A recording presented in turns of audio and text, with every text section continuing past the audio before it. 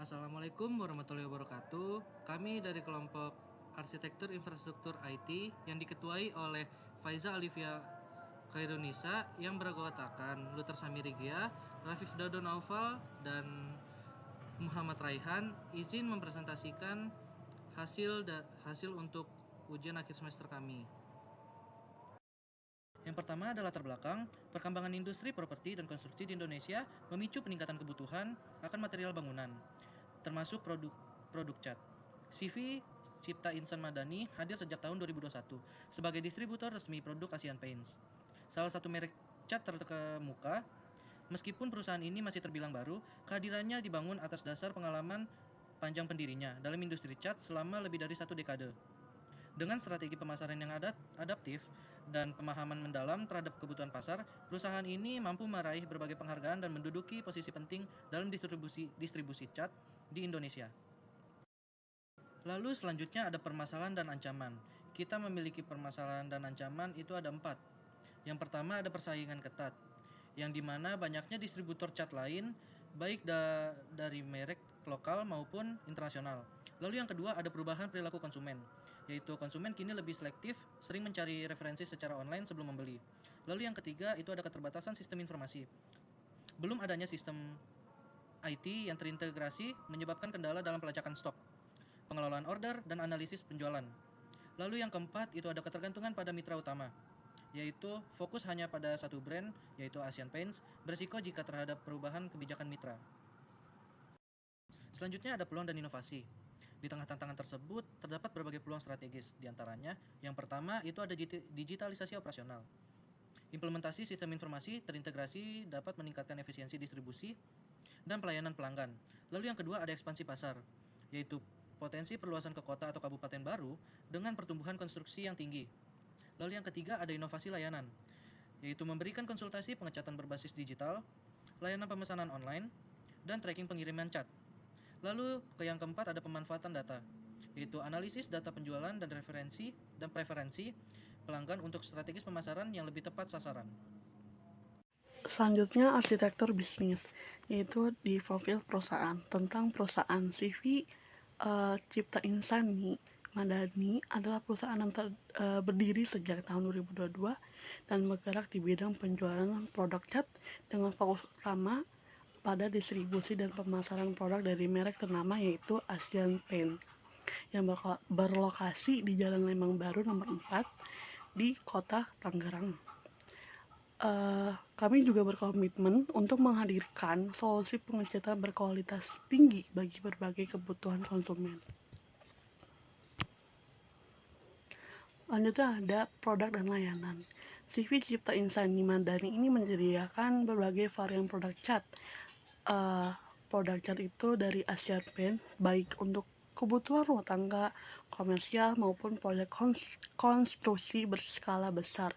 Produk yang kami tawarkan meliputi cat interior dan eksterior, cat dasar dan pelapis, produk pelengkap pengecat lainnya dari Asian Paints.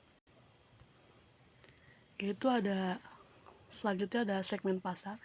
Kami melayani berbagai segmen pelanggan, mulai dari retail hingga proyek-proyek besar seperti pengembangan properti, kontraktor bangunan, dan institut lainnya dengan jaringan distribusi yang efektif dan pelayanan yang profesional. Kami berupaya untuk menjadi mitra terpercaya dalam setiap kebutuhan pengecatan. Itu ada komitmen perusahaan. CV Cipta Insani Madani selalu mengutamakan kualitas produk, pelayanan terbaik, dan kepuasan pelanggan. Kami percaya bahwa dengan produk berkualitas dari Asian Paints dan dukungan tim kami yang berpengalaman, setiap proyek pengecatan dapat memberikan hasil yang maksimal dan tahan lama. Dan ini ada toko kami, dan ini juga ada beberapa produk, dan ini adalah produk unggulan kami. Saya akan menjelaskan presentasi dari teman saya yang sebelumnya. Pada kesempatan kali ini, saya akan mempresentasikan model bisnis kanvas dari sebuah usaha yang menjual produk cat resmi dari PT Asian Paints Indonesia. Model bisnis ini menggunakan 9 elemen utama untuk menggambarkan secara menyeluruh bagaimana bisnis ini berjalan. Oke, yang pertama ini ada customer segment. Bisnis ini menargetkan 3 kelompok utama, yaitu kontraktor, proyek pembangunan rumah, gedung, atau apartemen. Kedua, yaitu ada pemilik proyek renovasi atau retail. Yang ketiga, pemilik rumah atau retail individu atau yang sedang renovasi. Selanjutnya, yang kedua, yaitu ada value proposition atau proposisi nilai. Jadi, nilai utama yang ditawarkan kepada pelanggan adalah produk resmi Asian Paints dan berkualitas yang menjamin 100% produk asli. Selanjutnya ada menyediakan 2.200 varian warna dan bisa di custom. Kemudian konsultasi pemilihan warna dan produk sesuai kebutuhan. Lalu layanan antar langsung ke lokasi. Dan yang terakhir, harga kompetitif untuk pembelian proyek besar. Yang ketiga, selanjutnya ini ada channels. Jadi produk dan layanan dijual melalui penjualan langsung di toko fisik, pemesanan via telepon atau WhatsApp, kunjungan sales ke lokasi, proyek atau kontraktor, lalu ada promosi melalui WhatsApp untuk mempermudah komunikasi. Selanjutnya kita akan pergi ke customer relationship atau hubungan konsumen. Hubungan dengan pelanggan dibangun secara hubungan account, hubungan akun base. Tiap kontraktor atau klien besar ditangani khusus. Lalu, pendekatan konsultatif membantu memilih produk yang sesuai. Kerjasama jangka panjang untuk supply cat ke berbagai proyek. Oke, di sini yang kelima ada revenue streams ya, atau sumber pendapatan. Sumber pendapatan diperoleh dari produk penjualan produk Asian Paints dalam jumlah besar. Itu yang utama. Yang kedua ada penjualan eceran untuk kebutuhan individu. Dan yang ketiga ada biaya pengiriman tambahan jika pemesanan dalam jumlah kecil. Yang keenam ada key activities atau kegiatan utama. Kegiatan operasional utama bisnis meliputi pengelolaan dan pembaruan stok. Yang kedua ada pelayanan pemesanan proyek dan pengiriman. Yang ketiga, penawaran tender proyek kontraktor. Yang keempat, layer. Yang keempat, em, layanan konsultasi warna dan eksplanasi kebutuhan cat. Yang ketujuh ada key resources atau sumber daya utama. Sumber daya penting dalam kegiatan bisnis ini. Yang pertama, ketersediaan stok produk Asian Paint. Yang kedua, ada kendaraan untuk pengantaran produk. Dan yang ketiga, tenaga penjualan yang berpengalaman di bidang proyek atau sales project. Oke, selanjutnya kita lanjut ke yang 8, yaitu key partner. Kemitraan utama adalah dengan PT Asian Paints Indonesia sebagai pemasok utama produk cat. Selanjutnya kita masuk yang bagian terakhir, yaitu cost struktur atau struktur biaya. Biaya utama yang dikeluarkan bisnis meliputi bisnis pembelian stok cat dan bahan tambahan. Yang kedua, bisnis operasional toko seperti sewa, listrik, dan air. Yang ketiga, biaya tenaga kerja. Yang keempat, biaya logistik dan pengiriman barang. Oke, selanjutnya kita masuk ke PES. Jadi, PES adalah singkatan dari political, ekonomi, sosial, dan teknologikal. Ini adalah metode yang digunakan untuk menganalisis faktor eksternal yang mempengaruhi sebuah bisnis. Mungkin bisa kita lihat, yang pertama di sini ada politik. Faktor politik berkaitan dengan regulasi pemerintah, terutama dalam hal keamanan bahan kimia yang tergantung dalam cat. Pemerintah memiliki aturan yang ketat mengenai bahan berbahaya, sehingga perusahaan harus memastikan produknya aman dan sesuai standar regulasi. Jika tidak, bisa beresiko terhadap izin usaha. Yang kedua, di sini ada ekonomi. Faktor ekonomi sangat berpengaruh saat ini. Harga bahan baku dan ongkir sering naik, sehingga biaya operasional juga ikut meningkat. Namun di sisi lain, permintaan terhadap produk cat tetap tinggi, terutama dari sektor properti dan renovasi rumah, sehingga peluang tetap terbuka meski biaya meningkat. Yang ketiga ada sosial. Dari sisi sosial, kita melihat tren positif. Masyarakat sekarang lebih peduli pada tampilan rumah, serta lebih sadar terhadap kesehatan dan lingkungan. Karena itu, mereka cenderung memilih cat yang aman, tidak beracun, dan ramah lingkungan. Ini menjadi peluang besar bagi produsen yang menawarkan produk eco-friendly. Kayak di sini yang terakhir yaitu teknologi. Faktor terakhir adalah teknologi. Inovasi teknologi memudahkan operasional, seperti sistem manajemen stok yang otomatis dan pemasaran lewat media sosial.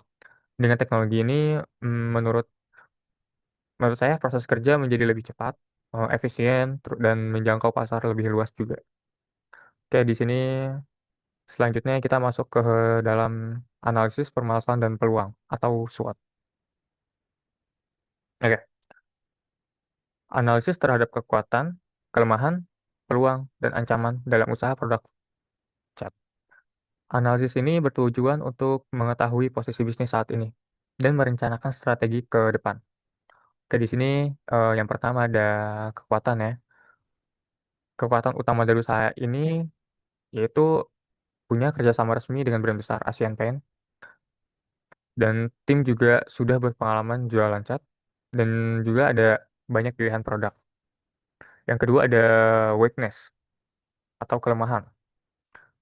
Ada juga beberapa kelemahan yang perlu diperhatikan, yaitu sistem kerja masih banyak dilakukan secara manual yang membuat proses operasional kurang efisien.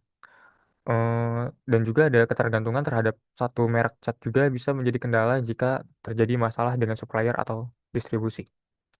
Dan yang ketiga ini ada peluang. Dari sisi peluang, bisnis ini memiliki beberapa potensi untuk berkembang. Masih terbuka kesempatan untuk ekspansi pasar ke daerah lain. Dapat membuat layanan digital dan lebih modern seperti pemesanan melalui aplikasi atau website. Lalu kebiasaan konsumen yang semakin suka belanja online juga bisa dimanfaatkan untuk memperluas penjualan secara daring. Oke, yang terakhir di sini ada ancaman. Sementara itu terdapat beberapa ancaman dari luar yang perlu diwaspadai. Yang pertama itu ada persaingan pasar yang tinggi karena banyak toko lain yang menjual produk yang sejenis. Terus juga ada jika kondisi ekonomi melemah, maka daya beli konsumen bisa ikut turun dan berdampak pada penjualan. Oke, di sini kita masuk ke proses bisnis perusahaan penjualan cat. Model ini menggambarkan bagaimana kegiatan utama perusahaan dikelola dari awal hingga akhir untuk menciptakan nilai dan memperoleh margin keuangan. Yang pertama, di sini ada aktivitas pendukung atau support activities. Infrastruktur perusahaan, sorry. Oke, kita mulai dari aktivitas pendukung yang menunjang proses utama. Yang pertama, ini ada frame infrastruktur. Infrastruktur perusahaan mencakup sistem manajemen dan teknologi informasi yang digunakan untuk mengatur operasional harian. Yang kedua, di sini ada human resource management, fokus pada perekrutan dan pelatihan tim penjualan agar mampu melayani konsumen secara profesional dan tepat sasaran. Yang ketiga, ada teknologi development. Perusahaan juga membagikan aplikasi untuk tracking pengiriman dan menyediakan katalog produk online agar pelayanan jadi lebih modern dan efisien. Yang keempat, ada procurement, yaitu proses pemesanan stok cat langsung ke pihak Asian Paint sebagai supplier utama. Oke, kita masuk ke bagian activities utama, primary activities. Yang pertama di sini ada inbound logistik.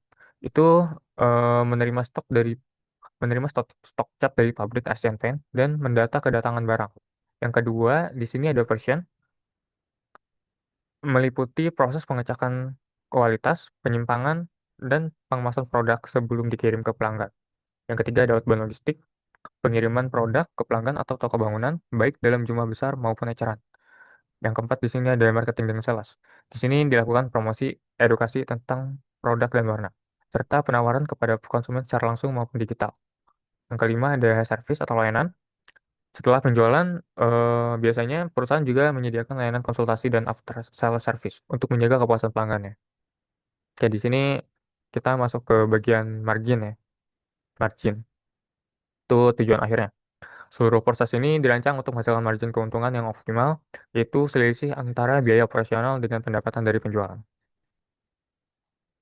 Oke, oke, kita masuk ke masih di proses bisnis perusahaan. Model ini Sebenarnya model ini menggambarkan tahapan kegiatan mulai dari penerimaan barang hingga ke pemasaran dan pengiriman ke pelanggan.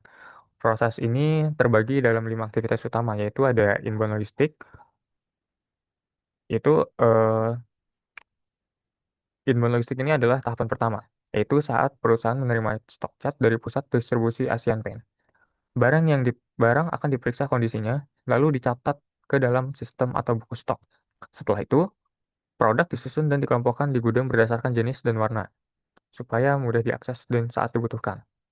Selanjutnya ada operasi, yaitu proses menyiapkan pesanan pelanggan. Tim akan memilah dan mengemas produk setelah membuat dokumen pengiriman seperti faktur dan surat jalan. Tahap ini sangat penting untuk memastikan bahwa setiap pesanan sesuai dengan permintaan pelanggan. Yang ketiga ada outbound logistik. Setelah produk siap, tahap berikutnya adalah outbound logistik. Di sini perusahaan mengatur jadwal dan rute pengiriman ke berbagai lokasi, mulai dari toko bangunan, proyek konstruksi, hingga rumah pelanggan individu. Tujuannya adalah memastikan produk diterima tepat waktu dan dalam kondisi baik. Di sini yang keempat itu ada marketing dan sales, yang dilakukan melalui tim sales, media sosial, dan WhatsApp bisnis. Aktivitas ini mencakup promosi dan penawaran produk. Selain itu, perusahaan juga memberikan edukasi warna, diskon, dan penawaran menarik lainnya agar dapat menjalin hubungan baik dengan eh dari meningkatkan repeat order dari pelanggan. Oke, oke,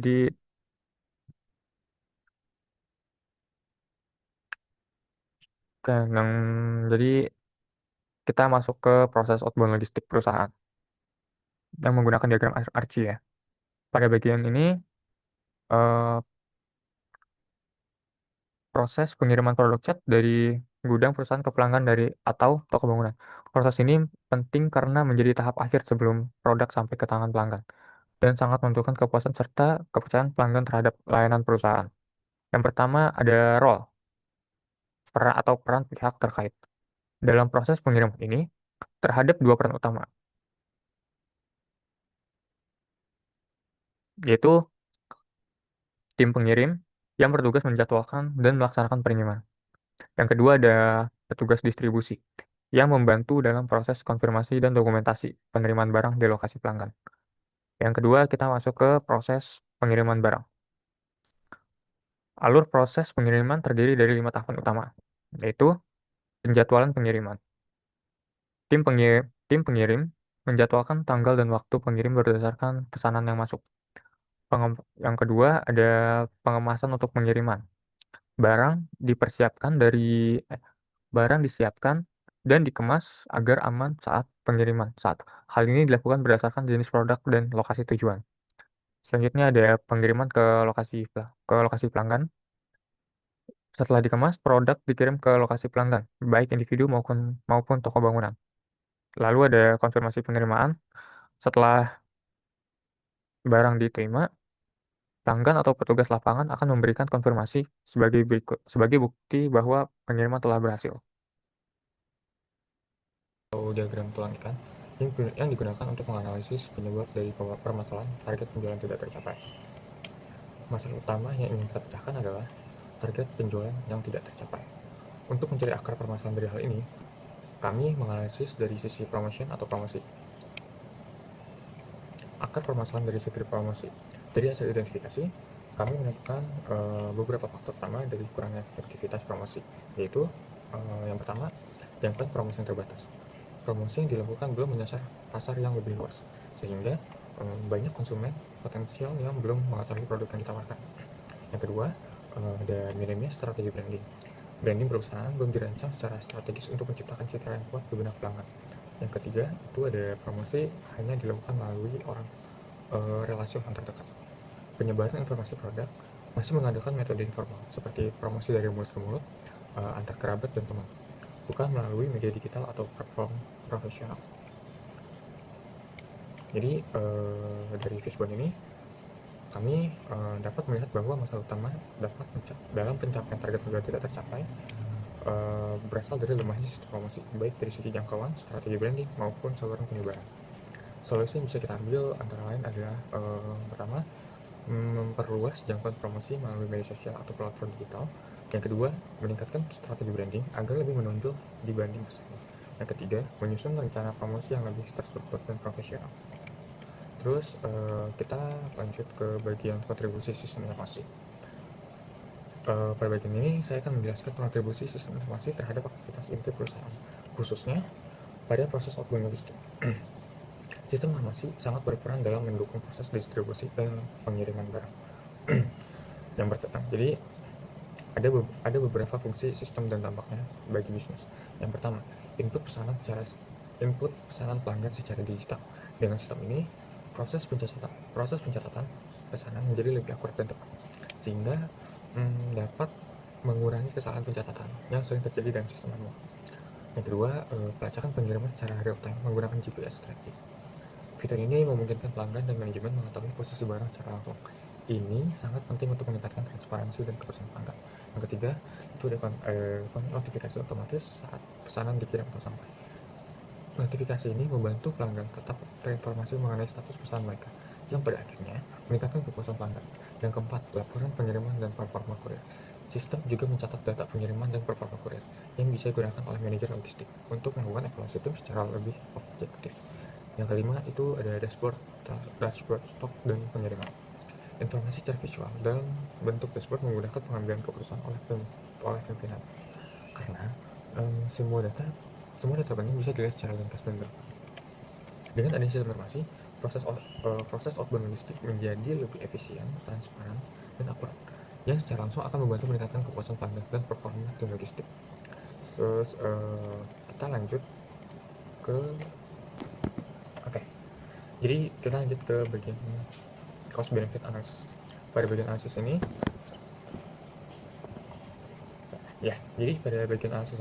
kami membandingkan antara total biaya atau cost dengan manfaat benefit yang diperoleh dari pengembangan sebuah sistem. Yang pertama, kita masuk ke dalam biaya atau cost. Jadi terdapat 3 komponen utama biaya yang diestimasi per tahun. Yang pertama itu pengembangan sistem sekali, yaitu 25 juta. Yang kedua, server dan maintenance sebanyak 5 juta, dan pelatihan staff, yaitu sebesar 3 juta. Total biaya keseluruhan adalah 33 per tahun. Dan benefit atau manfaatnya yang diperoleh dari penerapan sistem ini diestimasi sebagai yang pertama, efisiensi kerja, yaitu penghematan waktu bagi admin dan kurir sebesar 10 juta rupiah. Yang kedua, pengurangan kesalahan pengiriman sebesar 8 juta rupiah. Yang ketiga, peningkatan loyalitas dan repeat order, yaitu sebesar 15 juta rupiah. Dan yang keempat, potensi peningkatan omset dari layanan yang lebih baik, yaitu sebesar 12 juta rupiah. Total estimasi manfaat adalah 45 juta per tahun. Jadi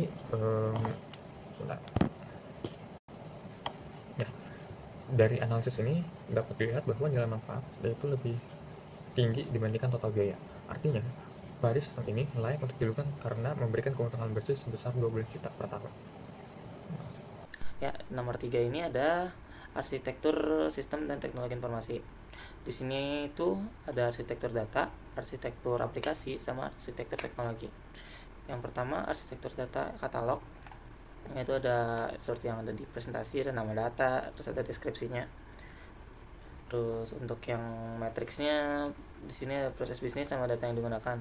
Proses bisnis yang pemesanan produk itu data yang digunakan, data pelanggan, data produk. Kalau pengiriman barang, data pengirim sama data transaksi. Kalau pengecekan stok, data produk dan data stok gudang, yang pembuatan laporan penjualan, data transaksi penjualan dan data produk. Nah, di sini diagram yang kita pakai itu diagram ERD. Seperti yang kalian lihat, di sini ada barang, pelanggan, transaksi, dan pengiriman. Lanjut ke arsitektur aplikasi. Di sini katalognya itu ada aplikasi pemesanan online, aplikasi pelacakan pengiriman, aplikasi manajemen stok, sama aplikasi laporan penjualan. Nah, itu fungsinya dari aplikasi pemesanan online mencatat order pelanggan. Terus yang kedua itu menunjukkan status pengiriman secara real time. Terus yang ketiga ada mengelola ketersediaan produk. Yang keempat ada menyusun laporan untuk laporan manajemen. Untuk matriksnya itu proses bisnis pemesanan, aplikasi yang digunakan itu aplikasi pemesanan online. Kalau pengiriman, aplikasi yang digunakan aplikasi pelacakan pengiriman. Terus kalau manajemen stok, aplikasi yang digunakan itu aplikasi manajemen stok. Dan yang ketiga itu analisis penjualan, aplikasi yang digunakan itu aplikasi laporan penjualan. Kita pakai itu diagram deployment. Nah, di diagram deployment ini menunjukkan 3 node utama, yaitu ada kayak client PC, web server, dan database server. Di client PC itu ada browser. Nah, yang digunakan oleh pengguna untuk mengakses aplikasi atau web browser untuk melakukan pemesanan. Ketiga ada yang kedua ada web server. Web server itu merupakan pusat utama dari aplikasi ini, berisi beberapa komponen, itu ada komponen admin application, ada front end application, Apache to Triad server, dan serta JS query.js dan style.css. Nah, di database server ini komponen ini digunakan oleh aplikasi untuk menyimpan dan mengelola data pengguna, transaksi, dan lain-lain. Teknologi. Nah, yang terakhir itu ada arsitektur teknologi. Yang katalognya ini ada komponen teknologi dan jenisnya. Server database jenisnya itu cloud server. Kalau smartphone sales itu perangkat mobile. Router dan wifi kantor jenisnya perangkat jaringan. GPS tracker kendaraan jenisnya itu perangkat IoT untuk pelacakan kurir. Terus ada matriksnya. Matriksnya itu aplikasi pemerasan online. Teknologi yang digunakan tuh server, smartphone, router. Kalau aplikasi pelacakan pengiriman, teknologi yang digunakan itu server, GPS tracker, dan smartphone. Yang terus aplikasi manajemen stok dan aplikasi lapangan penjualan, teknologi yang digunakan itu sama, server dan PC kantor. Teknologi. Nah, yang terakhir itu ada arsitektur teknologi. Yang katalognya ini ada komponen teknologi dan jenisnya. Server database jenisnya itu cloud server. Kalau smartphone sales itu perangkat mobile. Router dan wifi kantor jenisnya perangkat jaringan. GPS tracker kendaraan jenisnya itu perangkat IoT untuk pelacakan kurir. Terus ada matriksnya. Matriksnya itu aplikasi pemerasan online. Teknologi yang digunakan tuh server, smartphone, router. Kalau aplikasi pelacakan pengiriman, teknologi yang digunakan itu server, GPS tracker, dan smartphone. Yang terus aplikasi manajemen stok dan aplikasi lapangan penjualan, teknologi yang digunakan itu sama, server dan PC kantor. Proses bisnis CV Insan Madani. Dari struktur umumnya itu ada pelaku, ada layanan bisnis, proses bisnis internal, terus komponen aplikasi, ada software pihak ketiga, ada layanan infrastruktur eksternal dan infrastruktur fisik. Dari proses bisnis utamanya dalam proses pembelian yang terdiri dari pemesanan, invoice, produksi, pembayaran, dan pengiriman. Untuk pengiriman itu ada dua opsi. Itu ada yang ambil sendiri, jadi mereka bakal bawa mobil dan mengambil barangnya sendiri. Kalau sama bisa dikirim dari kita. Terus layanan bisnis eksternalnya itu pembeli atau pelanggan menggunakan layanan pemesanan, layanan pembayaran, dan layanan pengiriman yang sudah terhubung ke aplikasi. Software pihak ketiga seperti Insan Madani Application, bank virtual account, dan ekspedisi digunakan untuk mendukung proses transaksi update data dan pengiriman. Komponen aplikasinya itu sistem ini terdiri dari beberapa komponen utama seperti CRM system, CIS, Policy Data Management, Claim Info Serve, Financial Application, dan Ekspedisi Application. Infrastrukturnya itu beberapa komponen dijalankan di mainframe seperti CIS, Policy Data, Financial App. Sementara NS File server menyimpan file pelanggan dan klaim, dan sisanya berjalan di Unix server. Nah, sekian dari kelompok kami, kurang lebihnya mohon maaf. Assalamualaikum warahmatullahi wabarakatuh.